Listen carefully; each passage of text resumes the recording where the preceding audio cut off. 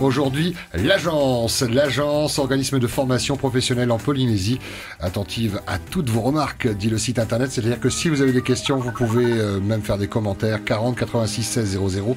Si vous posez des questions quant à la formation, au coaching, en général, n'hésitez pas. Mes invités sont là, Eric Martineau, directeur de l'agence. Le site internet, c'est l'agence avec le L attaché à agence, l'agence.pf. Et puis Clémentine Ram, qui est coach formatrice, qui nous a appris plein de choses, et notamment la différence entre le coaching et la formation. C'était pas toujours clair pour tout le monde. Je fais référence à votre site internet qui rappelle les différentes étapes, Eric. Étape 1, l'audit, qui lui est gratuit. C'est-à-dire que vous prenez déjà le temps d'aller dans l'entreprise pour faire un audit. Tout à fait. En fait, l'idée, c'est que si on veut une formation réussie, il faut qu'elle soit préparée. En fait, les gens avec qui on travaille, moi-même, l'idée, c'est aussi de se faire plaisir dans le cadre de la formation. Donc, si on veut qu'il n'y ait pas de raté, qu'il y ait une réelle compréhension de la demande, il faut un travail d'amont, donc un audit.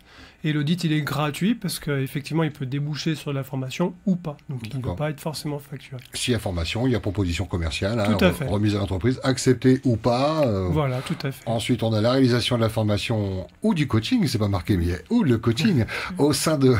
Ça va, je fais bien appris la leçon. C'est bien.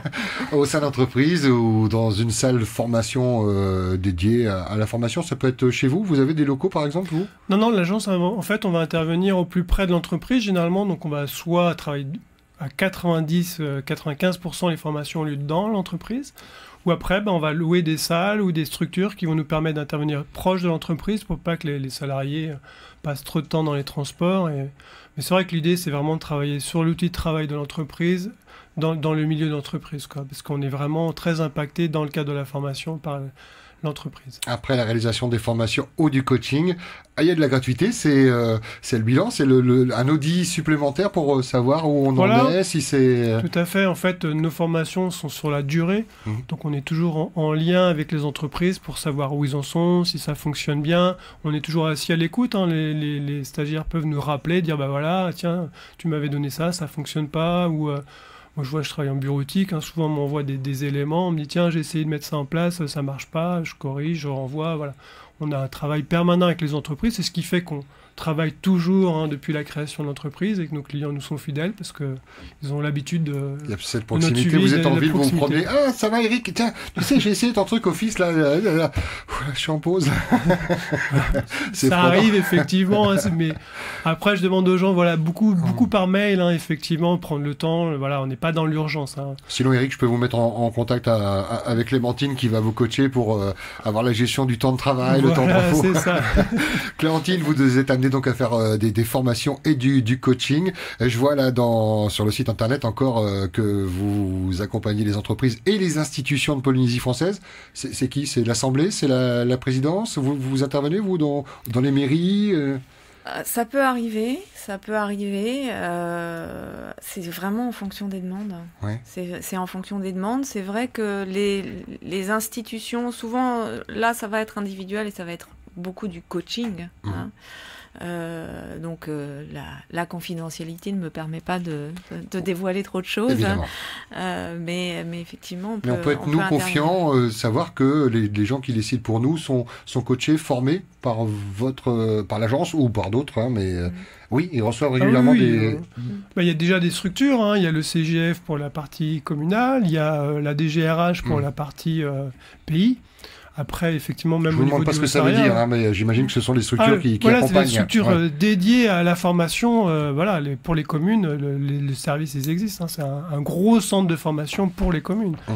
Et la DGRH, c'est pareil, mais pour le pays.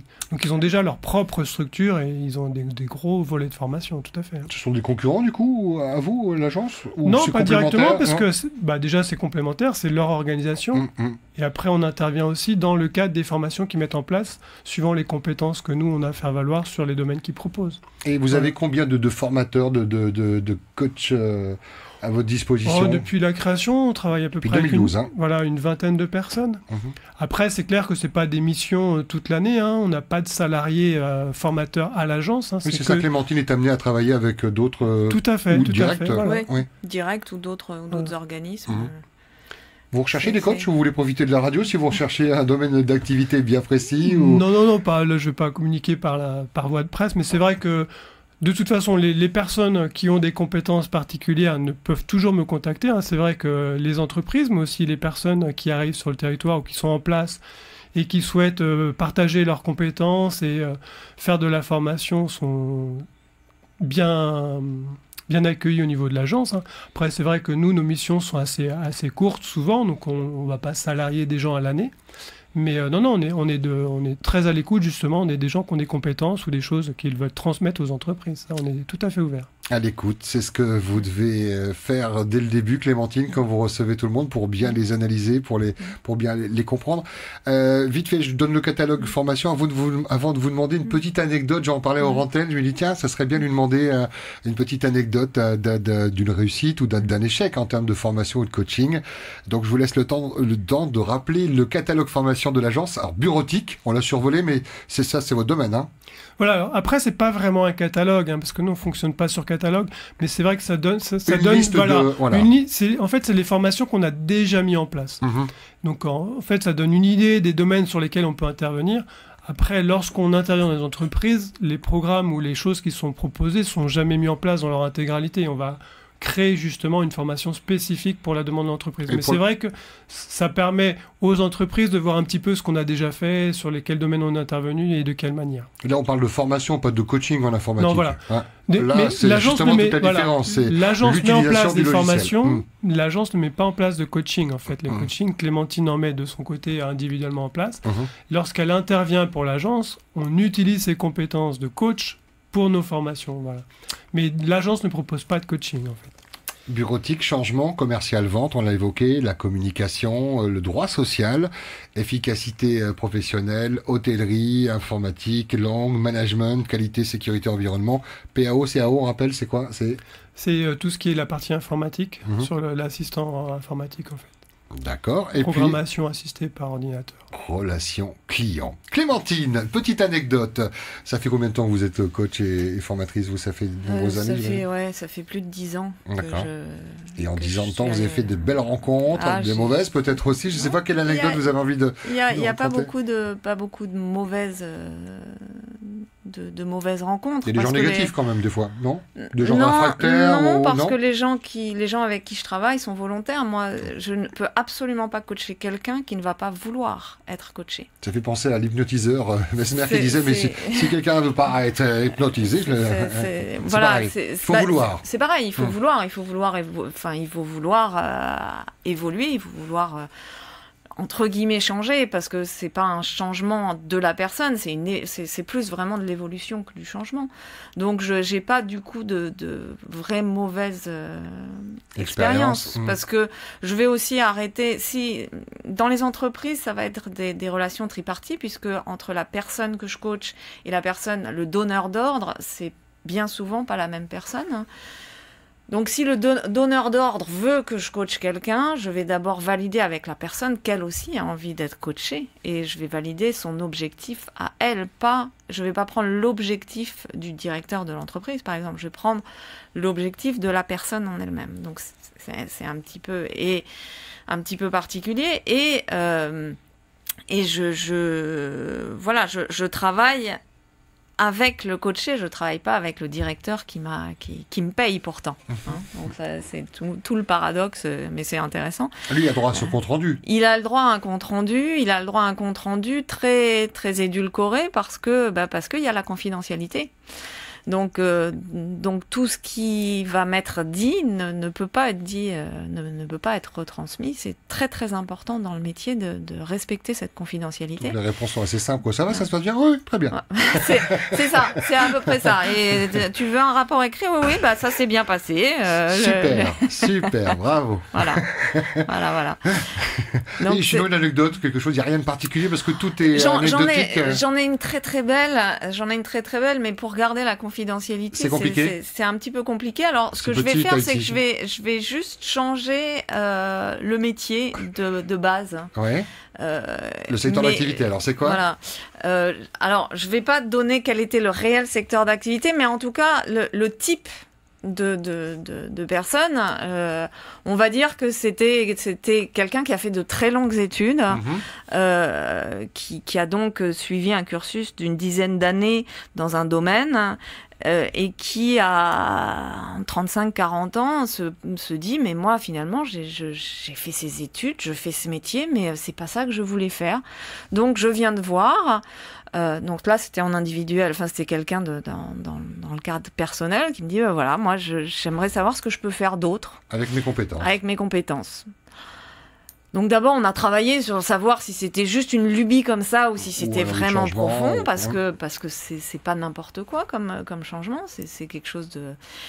Et cette personne, de fil en aiguille, donc là, moi, ma position, quand je parle de posture de coach, c'est qu'il faut être vraiment ouvert à tout et ne pas se mettre nos propres barrières pour aider justement l'autre à ne pas s'en mettre non plus.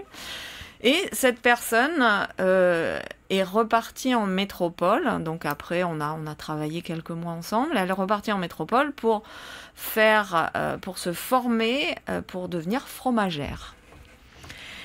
Et c'est son kiff, c'est-à-dire que c'est quelqu'un qui est complètement qui... Et c'est le coaching qui lui a fait découvrir par rapport à ses compétences, cette analyse que vous avez faite de lui? Elle n'avait pas les compétences, elle avait l'envie, elle avait cette passion. Et sauf que dans son cursus, on lui a jamais laissé l'occasion d'exprimer ce qui fondamentalement a été important pour elle. C'est compliqué pour vous de changer l'histoire, parce que on rappelle que vous voulez évidemment garder l'anonymat de cette personne, vous avez changé le secteur d'activité, mais on a bien compris que ça peut aller très très loin, quoi. Ça peut aller très loin, et finalement notre objectif de coach, c'est de faire en sorte que la personne aille vers ce qui lui plaît à elle. C'est-à-dire que moi, on peut me dire n'importe quoi. Serial killer, non, ça ne se fait pas. Il y a des choses qui sont très loin de mes valeurs, et donc là, je vais refuser. Mais par contre, sinon, tout est possible. Et il n'y a pas de honte à rien. C'est joliment dit.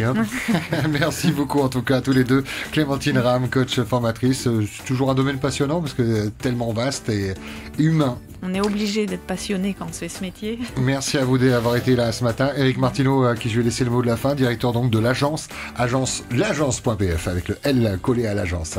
Agence. Voilà, merci à toi. Et rebondir un peu sur ce que Clémentine disait. Nous, on prend vraiment notre métier avec passion et avec envie. On aime se faire plaisir aussi, donc il ne faut pas que les entreprises hésitent à nous contacter ou des personnes qui ont des compétences à faire valoir. On sera très, très envieux de les accompagner et de les suivre dans leurs nouveaux projets. Merci à tous les deux d'avoir été là ce matin. Vous pouvez retourner à vos occupations, à votre travail. Merci bien. Nous, on va prendre la direction de Paris pour découvrir le flash de France Info. Oui, bonjour, c'est Tati Hervé. Vous avez l'heure, s'il vous plaît? Hervé Matériaux vous offre l'heure. Ah, ça c'est bien. Il est déjà 10h30 aux Marquises, 11h.